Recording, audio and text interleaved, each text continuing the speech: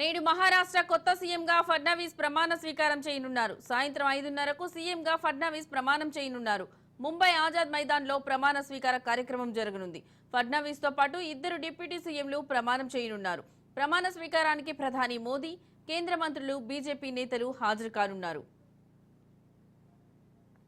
ఇక ఇదే అంశానికి సంబంధించిన మరింత సమాచారం మా ప్రతినిధి కిషోర్ ఫోన్ ద్వారా అందిస్తారు. కిషోర్, చెప్పండి, మీ దగ్గర ఉన్న లేటెస్ట్ అప్డేట్స్ ఏంటి?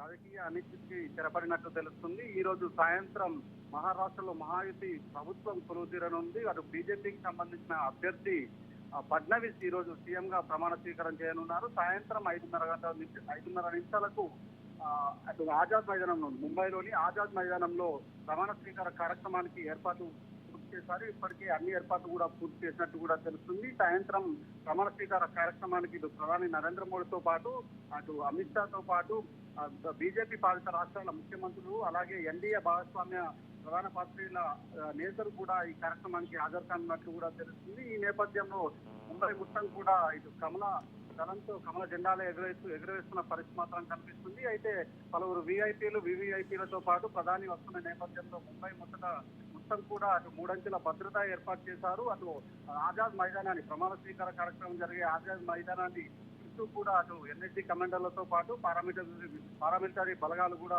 స్వాధీనం చేసుకున్నట్టు కూడా తెలుస్తుంది. ఎలాంటి అవాంఛనీయ సంఘటనలు జరగకుండా ముందస్తుగా భారీ బందోబస్తు మాత్రం ఏర్పాటు చేసినట్టు కూడా తెలుస్తుంది. అయితే బీజేపీ తరఫున సీఎం గా ఫడ్నవీస్ ప్రమాణ స్వీకారం చేయనున్నారు. అలాగే అటు శివసేన సిండే వర్గం తరఫున సిండే డిప్యూటీ సీఎం గా ప్రమాణ స్వీకారం చేయనున్నారు. అటు ఎన్సీపీ తరఫున అజిత్ పవార్ డిప్యూటీ సీఎం గా ప్రమాణ స్వీకారం చేయనున్నారు.